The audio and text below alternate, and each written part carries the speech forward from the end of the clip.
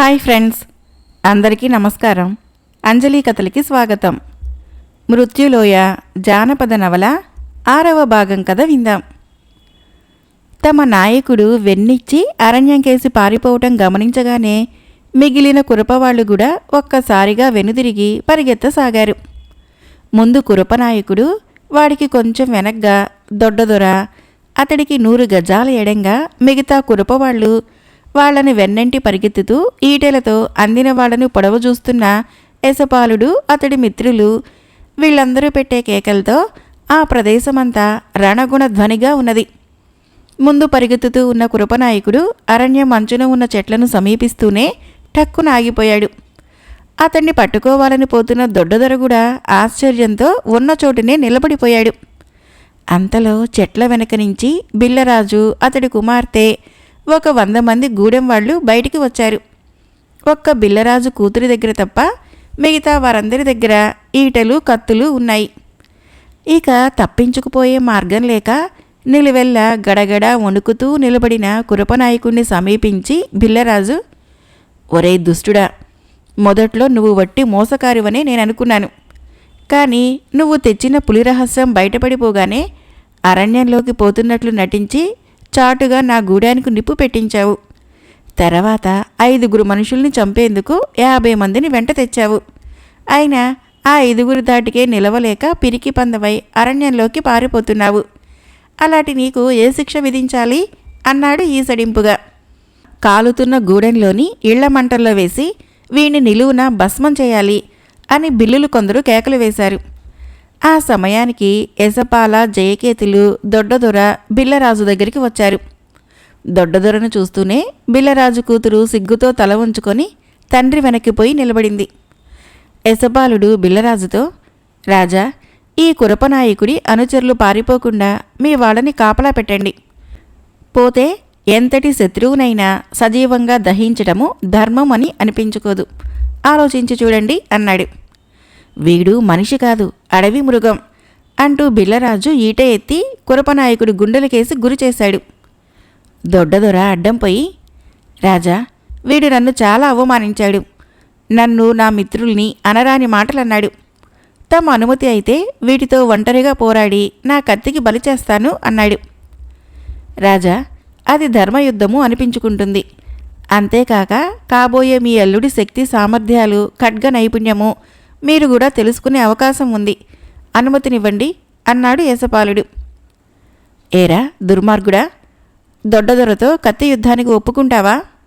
ఒకవేళ నువ్వు అతన్ని ఓడించగలిగితే నిన్ను, నీ జాతి వాళ్ళని స్వేచ్ఛగా అరణ్యంలోకి మీ నివాసాలకు పోనిస్తాను అన్నాడు బిల్లరాజు. కురపనాయకుడు బెదురుచూపులతో దొడ్డదొర చేతిలో ఉన్న కత్తికేసి ఓ మారు చూసి తర్వాత తన జాతి వాళ్ళకేసి తల తిప్పాడు. కురపజాతి వాళ్లలో కొందరు చేతులు పైకెత్తి, నాయక, నువ్వు దొడ్డదొరతో కత్తి యుద్ధం చేసి జయిస్తేనే గాని మా అందరికీ స్వేచ్ఛ కలగదు. ఓ కత్తి దుయ్యి అంటూ కేకలు పెట్టారు. ఆ కేకలు విని జయకేతుడు చిరునవ్వు నవ్వి యశపాలుడితో, ఏసా, చూశావా, వీడు పెద్ద చిక్కుల్లో పడ్డాడు. కత్తి యుద్ధానికి పూనుకుంటే వీడికి దొడ్డదొర చేతుల్లో చావు తప్పదు. అలా ఒప్పుకోకపోతే వాడి అనుచరులే వాడిని పిరికి వెదవ కింద జమకట్టి చంపుతారు అన్నాడు. అవును జయ, కోతలు కోసే దుర్జనులకు ఎప్పుడో ఒకప్పుడు ఇలాంటి ప్రాణాంతకమైన సమస్య ఎదురవుతుంది. ధైర్యము, గుండె నిబ్బరము లేనివాడు దుష్టకార్యాలకు పూనుకోకూడదు అన్నాడు యశపాలుడు. ఏరా కురపకుంక, దొడ్డదొరతో కత్తి యుద్ధం చేస్తావా? మాట్లాడవేం అన్నాడు బిల్లరాజు చేతిలోని ఈటెను ఝుళిపిస్తూ.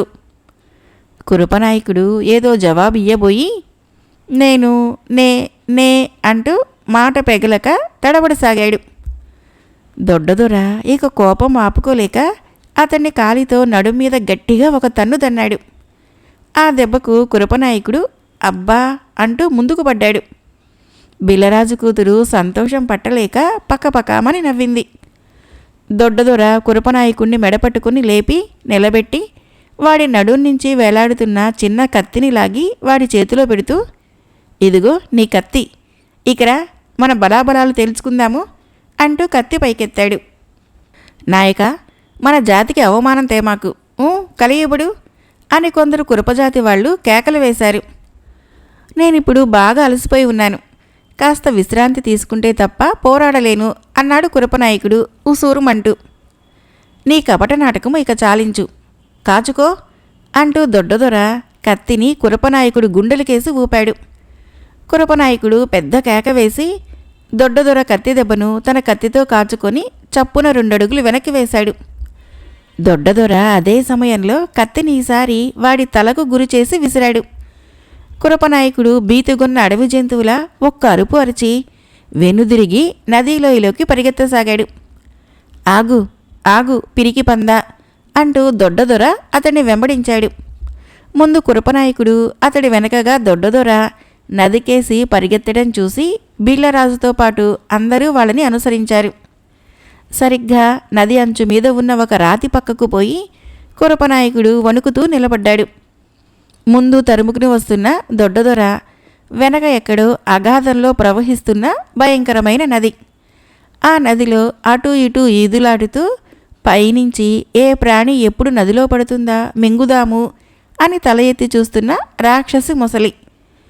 దొడ్డదొర కురపనాయకుడిని సమీపించి, ఇదిగో నీచుడా, నీ గుండెల్లో కత్తిగుచ్చి దిగువనున్న నదిలోకి తోసి రాక్షసి మొసలికి నిన్ను ఆహారంగా వేయబోతున్నాను అంటూ కత్తి ఎత్తి ముందుకు పోబోయాడు. ఇక తనకు ఎలానూ చావు తప్పదనుకున్న కురపనాయకుడు ఈసారి గట్టిగా తొడతరిచి, దొడ్డదొర, ఇదిగో నా కత్తి పదునెలాంటిదో నీకిప్పుడే చూపబోతున్నాను. రాక్షసు ముసలికి ఎవరు ఆహారం అయ్యేది క్షణాల మీద తేలిపోతుంది అని కత్తి ఎత్తి లంఘించాడు. దొడ్డదొర, కురపనాయకుడు ఒకళ్ళ కత్తి దెబ్బనొకళ్ళు లాఘవంగా తప్పుకుంటూ నది అంచున ఉన్న రాళ్ల పక్కన భయంకరంగా పోరాడసాగారు. క్రింద నదిలో ఉన్న పెద్ద ముసలి తల పైకెత్తి పొడుగాటి తోకతో నీళ్లని అల్లకల్లోలపరుస్తూ పైనుంచి నదిలోకి పడనున్న ఆహారం కోసము నోరు తెరుచుకొని ఎదురు చూడసాగింది. ఆ అడవి జాతి వాళ్ళిద్దరూ 4-5 నిమిషాల పాటు కత్తులతో ఎంతో వడుపుగా భీకరంగా పోరు జరిపారు. అయినా ఇద్దరిలో ఏ ఒక్కరికో చిన్న చిన్న గాయాలు తప్ప ప్రాణాపాయం కలిగించే బలమైన గాయం తగలలేదు. బిళ్ళరాజుకు దొడ్డదొర గెలవాలని, తనకు అల్లుడు కావాలని ఎంతో ఆత్రంగా ఉన్నది. అతడి కుమార్తె మనసులోని ఆరాటము, భయము అంతా ఇంతా కాదు. ఒకవేళ దొడ్డదొర కురపనాయకుడి చేతిలో మరణించడమే జరిగితే తాను నదిలోకి దూకి రాక్షసు ముసలికి ఆహారం అయిపోవాలని ఆమె నిశ్చయించుకున్నది. ఏసపాల, జయకేతులకు దొడ్డదొర ఖడ్గ నైపుణ్యంలో ఎంతో విశ్వాసం ఉన్నది. అతడు ఒంటరిగా పులిని ఎదిరించి చంపటము వాళ్ళు కళ్ళారా చూశారు. కానీ ఇప్పుడతడు పోరాడుతున్నది అన్నిటికీ తెగించిన మానవ మృగంతో. హఠాత్తుగా కురపనాయకుడు ఒక చావు కేక పెట్టాడు. దొడ్డదొర వాడి కుడిచేతి మణికట్టును తన ఎడమ చేతితో గట్టిగా బిగించి పట్టుకొని తన చేతగల కత్తితో వాడి కంఠంలో బలంగా ఒక పోటు పొడిచాడు. ఆ దెబ్బకు కురపనాయకుడు పెద్దగా అరిచి నది అంచుకు కూలిపోయాడు. అదే అదునుగా దొడ్డదొర అతన్ని కుడికాలితో గుండెల మీద బలంగా ఒక తన్ను తన్నాడు. మరుక్షణము కురపనాయకుడు అంత ఎత్తు నుంచి క్రింది అగాధంలో ప్రవహిస్తూ ఉన్న నదిలోకి తలక్రిందులుగా దబీమంటూ పడిపోయాడు. బిల్లులందరూ విజయసూచకంగా చప్పట్లు చరుస్తూ కేరింతలు కొడుతూ కొండ అంచుకుపోయి దిగువకు చూశారు. కురపనాయకుడు నీటిని తాకిన మరుక్షణంలో రాక్షసు ముసలి నోరు తెరిచి అతన్ని సమీపించింది. తన వాడికోరలతో బలంగా పట్టుకొని నదిలో మునిగిపోయింది. ముసలి జాడగాని కురపనాయకుడి జాడగాని తెలియరాకుండా నది ప్రశాంతంగా ప్రవహించసాగింది. దొడ్డదొర, ఆ నీచుడిని హతం చేసి నీ ధైర్య సాహసాల్ని రుజువు చేసుకున్నావు. ఇదిగో ఇందరి సమక్షంలో నా కుమార్తెను నీకు భార్యగా ఇస్తున్నాను అంటూ బిళ్ళరాజు తన కుమార్తెను చెయ్యి పట్టుకొని దొడ్డదొర ముందుకు నడిపించుకొని వచ్చాడు. అలాంటి శుభ సమయంలో అవసరమైందేమిటో గ్రహించిన బిల్లులు కొందరు దాపులునున్న చెట్లకేసి పొదలకేసి పరిగెత్తి అందిన పూలను కోసి నిమిషాల మీద దండగా కట్టి రాజకుమార్తె చేతికి ఇచ్చారు. చుట్టూ ఉన్న వాళ్ళందరూ హర్షధ్వానాలు చేస్తూ ఉండగా బిళ్ళరాజు కూతురు దొడ్డదొర మెడలో పూలదండ వేసింది. శుభం, ఇక మా దారిన మేం పోతాము. ఆ మిగిలిన కురప వాళ్లకు మాత్రము ఎలాంటి హాని కలిగించకుండా వదిలిపెట్టండి అన్నాడు యశపాలుడు. వాళ్ళు నిర్దోషులు. నాయకుడు ఆజ్ఞను పాలించటము విధి గనక వాళ్ళలా ప్రవర్తించారు. వాళ్ళందరినీ స్వేచ్ఛగా వదిలివేస్తున్నాను అని బిల్లరాజు యశపాల జయకేతులతో మీరీ రాత్రికి పెళ్లి విందు, ఆ తర్వాత జరగబోయే వేడుకలు చూడకుండా ఎక్కడికి వెళతారు? అసలు మీరీ లోయలో ప్రమాదాలకు గురి అవుతూ అక్కడా ఇక్కడా తిరిగే కన్నా మా గూడెంలోనే స్థిరపడిపోతే బాగుంటుంది కదా అన్నాడు. దొరలైన మీ ఇద్దరూ మామగారు చెప్పిన దానికి అంగీకరించి ఇక్కడే ఉండిపోండి. మీకెలాంటి లోటు రాకుండా చూసే బాధ్యత నాది. మీరు చేసిన మేలు మరవరానిది అంటూ దొడ్డదొర యశపాల జయకేతులకు నమస్కరించి చేతులు కట్టుకొని నిలబడ్డాడు. బిల్లరాజు దొడ్డదొర తమపై చూపుతున్న ఆప్యాయతకు యశపాల జయకేతుల మనసులు ఆనందంతో ద్రవించిపోయాయి. కాని వాళ్ళు ఆ మృత్యులోయలో ఏదో ఒక ప్రదేశాన ఎలా స్థిరపడిపోగలరు? ఏనాటికైనా తాము లోయపైనున్న తమ రాజ్యానికి వెళ్ళి తీరాలన్న పట్టుదల వాళ్లకు ఎదురై అన్ని కష్టాలు ఓర్చుకునేలా చేస్తున్నది. యశపాల జయకేతులు ఒకరి ముఖాలు ఒకళ్ళు చూసుకున్నారు. మాటలు లేకుండానే వాళ్ళు ఒకరి మనసులో ఉన్నదాన్ని మరొకరు గ్రహించగలిగినారు. యశపాలుడు ఎంతో ప్రేమ గౌరవాలు ఉట్టిపడే కంఠస్వరంతో బిల్లరాజుని దొడ్డదొరను ఉద్దేశించి ఇలా అన్నాడు. మీ ఆతిథ్యాన్ని అంగీకరించి ఇక్కడే ఉండిపోవటంలో మాకు కొంత సుఖం ఉన్నా అందుకు అంగీకరించలేకపోతున్నందుకు విచారిస్తున్నాము. ఈ మృత్యులోయపై ఉన్న మానవ ప్రపంచంలో మా తల్లిదండ్రులు, బంధుమిత్రులు ఉన్నారు. ఏనాటికైనా ఇక్కడి నుంచి బయటపడే మార్గమేదో తెలుసుకుని మేము మా దేశం చేరాలి. మీలో ఎవరికైనా మా ప్రపంచానికి దారి తెలిసి ఉంటే చెప్పండి, కృతజ్ఞులై ఉంటాము. యశపాలుడి మాటలకి బిల్లరాజు దొడ్డదొర ఆశ్చర్యచకితులై ఒక్క క్షణకాలము తలలు వంచుకున్నారు. తరువాత బిల్లరాజు విచారం స్ఫురించే గొంతుతో, మీరు చెప్పే ఆ ప్రపంచానికి ఈ మృత్యులోయ నుంచి మార్గము ఉన్నదన్న సంగతే ఈ లోయలో వాళ్ళెవరూ నమ్మరు. ఈ లోయ కాక మరొక లోకం ఉన్నదని కూడా ఇప్పటి వరకు మేం వినలేదు. లోయ చుట్టూ నిటారుగా ఆకాశాన్నంటే కొండలు, ఆ పైన సూర్యుడు తప్ప మేము ఇంకేమీ ఎరగము అన్నాడు. రాజా, మీ మాటల్లో అబద్ధం ఏమీ లేదు. కానీ పెను తుఫానులో చిక్కి ఆ పైనుంచి ఈ లోయలో పడిన మాకు అక్కడ మరొక మానవ ప్రపంచం ఉన్నదని బాగా తెలుసు. అక్కడికి చేరేందుకు ఈ లోయలోని కొండల్లో ఎక్కడో ఒకచోట మార్గం ఉండి తీరాలి. ఎన్ని కష్టాలైనా సహించి ఆ మార్గం ఏదో మేము కనుక్కొని తీరుతాము అన్నాడు యశపాలుడు. ఆ ప్రయత్నంలో మీకు విజయం కలగాలని కోరుతున్నాను. సరే, ఈ రాత్రికి నా కుమార్తె పెళ్లి విందులో నాకు అతిథులుగా ఉండండి, అంతే చాలు అన్నాడు బిల్లరాజు. యశపాల జయకేతులు అందుకు సంతోషంగా అంగీకరించారు. ఆ రాత్రి గూడెంలోని బిల్లులందరూ కలిసి రకరకాల మాంసాలతో అద్భుతమైన విందు ఏర్పాటు చేశారు. ఆ తర్వాత యువతీ యువకులు కోలాహలంగా నాట్యాలు, పాటలు ప్రారంభించారు. ఆ బిల్లుల ఉత్సాహం చూసి యశపాల జయకేతులు కూడా సంతోష ఆనందంలో ఓలలాడారు. తెల్లవారుజాముకు వినోదాలన్నీ ముగిసి బిల్లరాజు యశపాల జయకేతులకు గూడెం చుట్టూ ఉన్న కంచె సమీపాన ఒక చక్కని అతిథి గృహం ఏర్పాటు చేశాడు.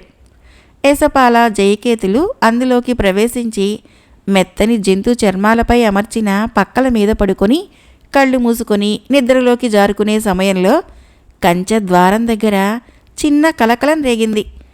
యశపాల జయకేతులు చప్పున కళ్ళు తెరిచి లేచి కూర్చున్నారు. కంచె ద్వారం దగ్గర చాలామంది మనుషులు గొడవగా మాట్లాడుకుంటున్నారు. కొందరు చిన్నగా ఏడుస్తున్నారు. ద్వారం కాపలా వాళ్ళు ఆ జనాన్ని గొడవ చేయవద్దని, గూడెంలోకి రానివ్వమని చెప్పి వెళ్ళిపోమ్మని అధికారపూర్వకంగా కేకలు వేస్తున్నారు. ఏసా, నీకు వాళ్ళ మాటలు వినపడుతున్నాయా? ఏదో కష్టంలో ఉండి వచ్చిన పక్క గూడెం జనాల్ని కాపలా వాళ్ళు లోపలికి రాకుండా ఆటకాయిస్తున్నట్లుగా ఉన్నది అన్నాడు జయకేతుడు. అవును, ఏదో ప్రమాద కారణంగా ఆ జనం ఇక్కడికి పారిపోయి వచ్చినట్లుంది. ఇలాంటి వాళ్ళని కాపలా వాళ్ళు ఎందుకు ఆటకాయిస్తున్నారు? పోయి చూద్దాన్రా అని యశపాలుడు లేచి బయలుదేరాడు. యశపాల జయకేతులు ద్వారం దగ్గరికి వచ్చేసరికి అక్కడ కనపడిన దృశ్యము చాలా జాలి గొలిపేదిలా ఉంది. దాదాపు 40-50 మంది బిల్లజాతి వాళ్ళు ద్వారానికి అవతల నిలబడి ఉన్నారు. వాళ్లల్లో సగం మంది స్త్రీలు, పిల్లలు. వాళ్లల్లో కొంతమంది ఏడుస్తున్నారు.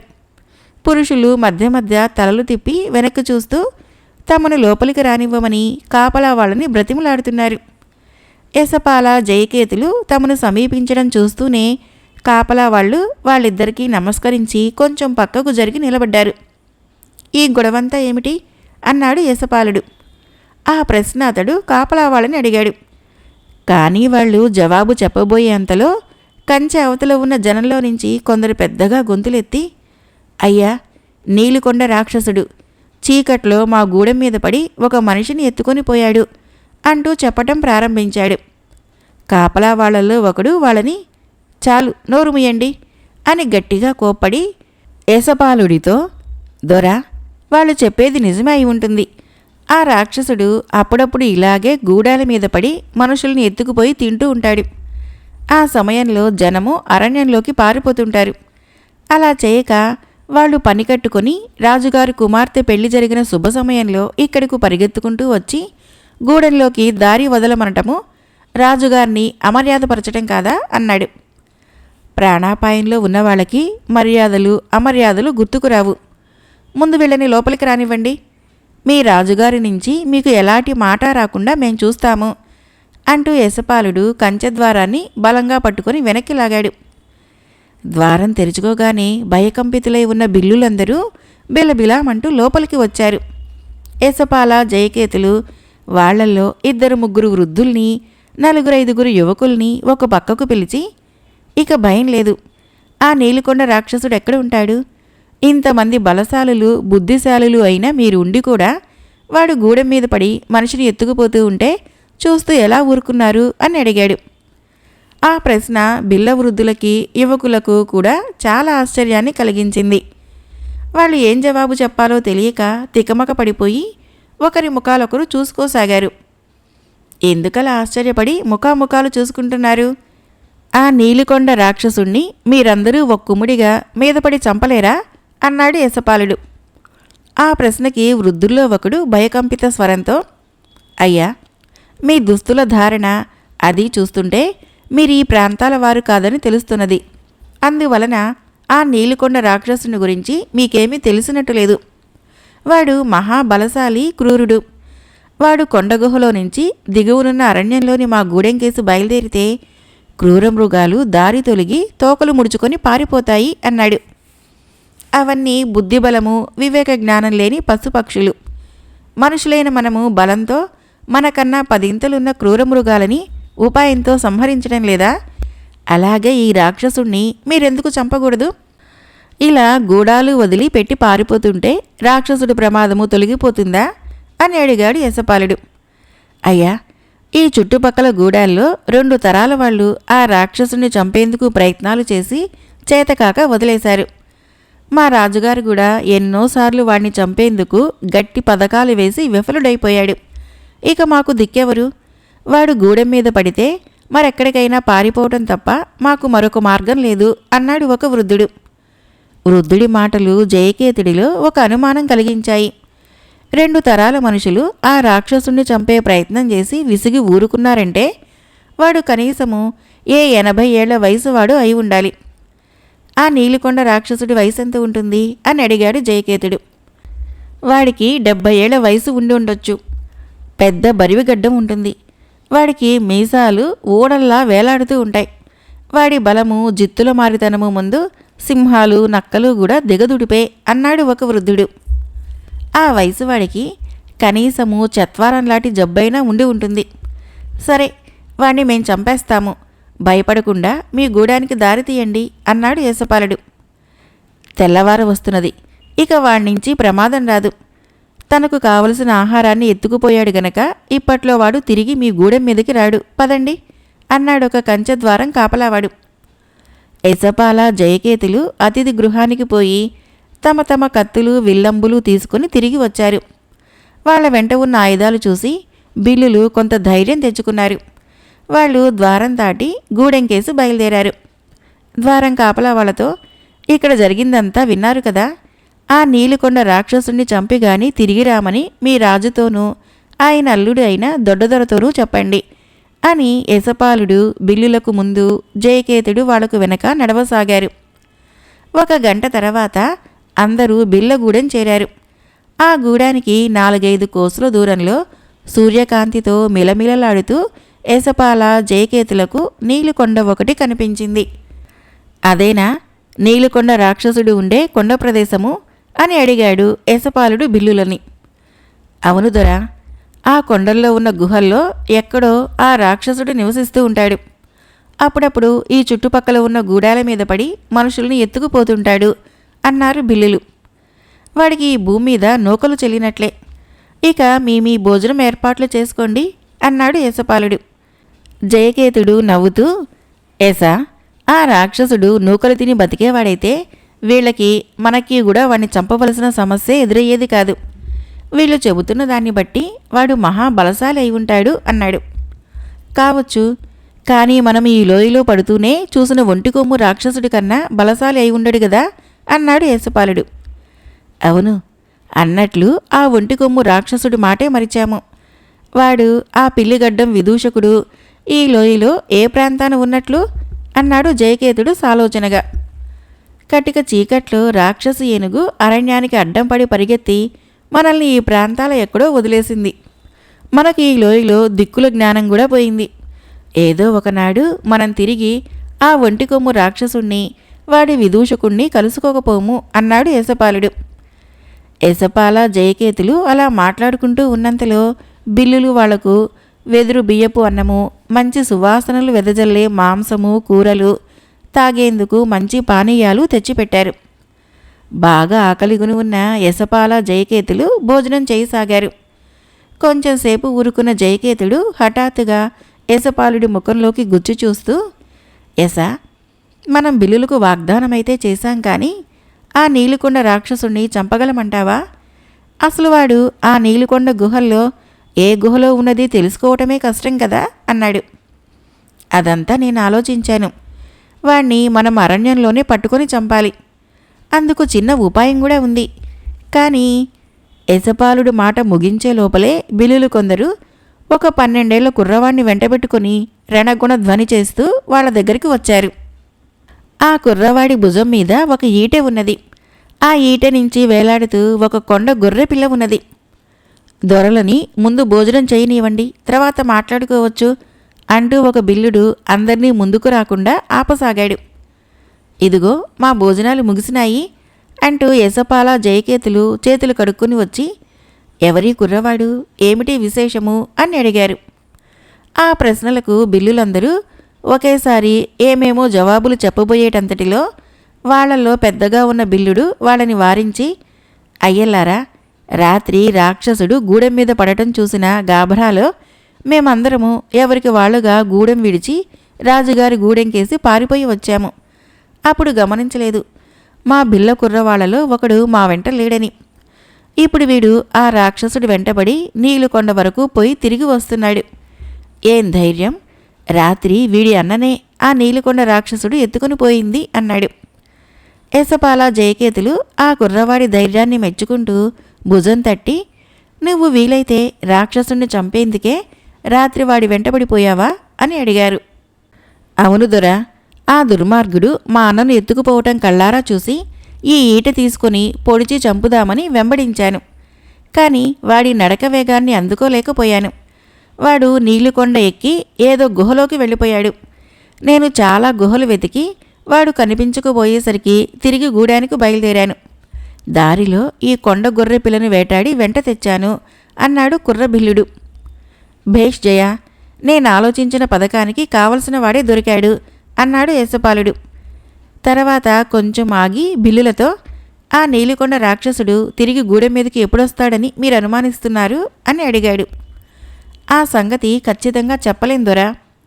లోగడవాడు ఈ గూడెం మీద దాడి చేసి 3-4 నెలలైపోయింది. వాడికి ఈ గూడెము ఆ గూడెము అని లేదు. తోచినప్పుడు ఈ చుట్టుపక్కల ఉన్న ఏదో ఒక గూడెం మీదకి వచ్చి పడుతూ ఉంటాడు అన్నాడు వాళ్ళల్లో ఒక బిల్లుడు. ఏసా, అలా అయితే మనం ఈ గూడెంలో ఎంతకాలమని ఆ రాక్షసుడి కోసం ఎదురు చూస్తూ ఉండగలము? మనమే ఆ నీలుకొండకు పోయి వాణ్ణి వెతికి వేటాడటము తొందరగా ముగిసే పనైతుంది. తర్వాత మన దారిని మనం పోవచ్చును అన్నాడు జయకేతుడు. ఇంతమంది ధైర్యవంతులైన బిల్లుల్ని హడలు కొట్టే ఆ రాక్షసుణ్ణి వాడి కొండకే పోయి చంపటము అంత తేలికనుకోకు. జయ, ఇక్కడే 1-2 రోజులు వేచి ఉండి చూద్దాము అన్నాడు యశపాలుడు. యశపాల, జయకేతులు ఆ రాత్రి ఆ గూడెంలోనే ఉండిపోయారు.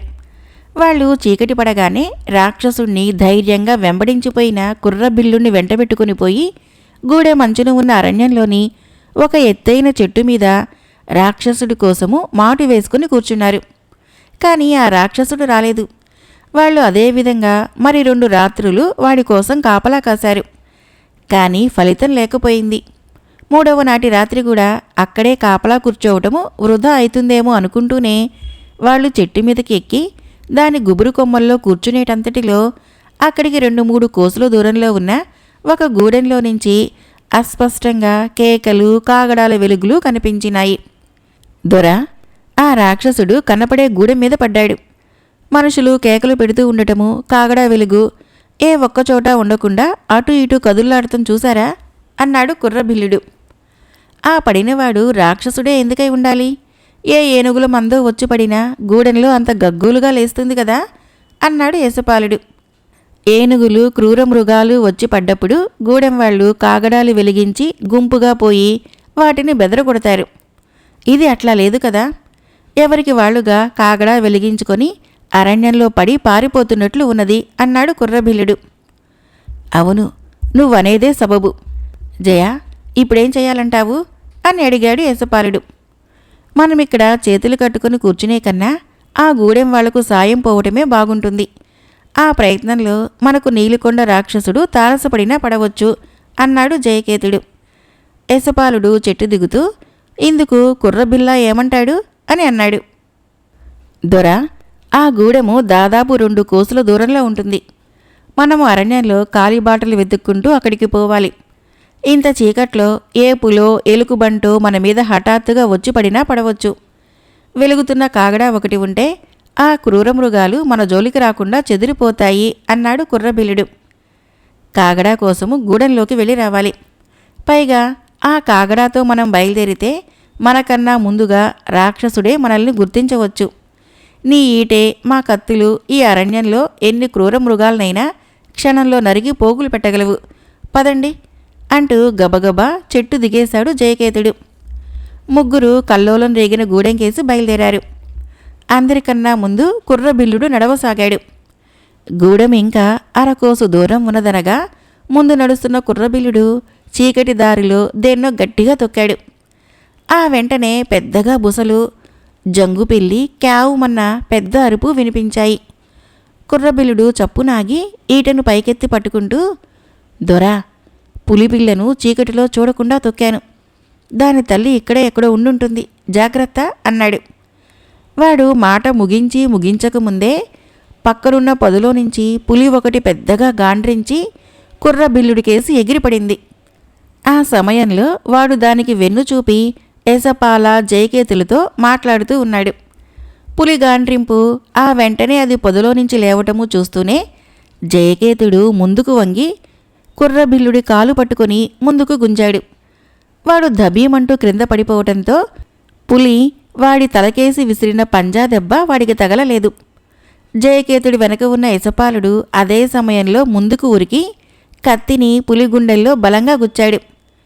పులి ప్రళయ భీకరంగా గాండ్రించి పక్కకు పడిపోయింది. అది తిరిగి మీదకు దూకేందుకు లేవబోయేటంతటిలో కుర్రబిల్లుడు తెప్పరిల్లుకొని లేచి తన చేతిలోని ఈటెతో దాని కంఠం మీద బలంగా పొడిచాడు. పులి మరింతగా బొబ్బరిస్తూ పక్కలనున్న పొదల్లోకి దొర్లిపోయింది.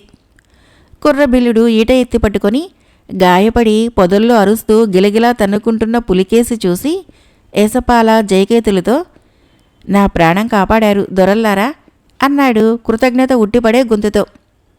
ఇక్కడ ఎవరి ప్రాణము ఎవరూ కాపాడారనేది చెప్పడం కష్టము అని యశపాలుడు నవ్వి, నువ్వు పారిపోకుండా అంత ధైర్యంగా నిలబడి హెచ్చరించకపోతే పులి మాలో ఎవరినో ఒకడిని తన పంజా దెబ్బతో క్రింద పడగొట్టేది. సరే, ఇక పదండి. పొదల్లో అలజడి తగ్గింది. పులి చచ్చిపోయి ఉంటుంది అన్నాడు. కుర్రబిల్లుడు చూడక తొక్కిన పులిపిల్ల కనబడటం లేదేంటి అన్నాడు జయకేతుడు. అది భయపడి దూరంగా పారిపోయి ఉంటుంది. మనం ఇక్కడి నుంచి వెళ్ళిన తర్వాత తిరిగి వచ్చి తన తల్లికి పట్టిన గతి చూస్తుంది. ఆ తర్వాత అది కొన్నాళ్ళకి పెద్దదై పగ తీర్చుకునేందుకు మనుషుల వేట ప్రారంభిస్తుంది అన్నాడు యశపాలుడు. అలానూ జరగచ్చు. లేకపోతే ఈ అనుభవంతో ఆ పిల్ల మనుషులంటేనే హడలెత్తి దూరంగా ఏ కొండ కోణంలోకో పారిపోను వచ్చుదరా, చెప్పలేము అన్నాడు కుర్రబెల్లుడు. ఈ పులిపిల్ల సంగతి మాట్లాడుతూ ఉంటే అనుమానం వచ్చింది. ఆ నీలికొండ రాక్షసుడికి పెళ్ళాం పిల్లలు లేరు కదా అన్నాడు జయకేతుడు. ఉండి ఉండరు, ఉంటే జనం కంటపడకుండా ఉంటారా అన్నాడు యేసుపాలుడు. వాడు ఒంటరిగాడైతేనే బాగుంటుంది, లేకపోతే ఆ పిల్ల రాక్షసుల్ని కూడా మనము కొండ గుహల్లో వెతికి ఎక్కడ చంపగలము అన్నాడు జయకేతుడు. శ్రీ దాసరి సుబ్రహ్మణ్యం గారు రచించిన మృత్యులోయ జానపద నవల 6వ భాగం సమాప్తం. ఫ్రెండ్స్, ఈ కథ నచ్చినట్లయితే మన ఛానల్ని తప్పకుండా సబ్స్క్రైబ్ చేయండి, లైక్ చేయండి, షేర్ చేయండి, కామెంట్ చేయండి. Thank you.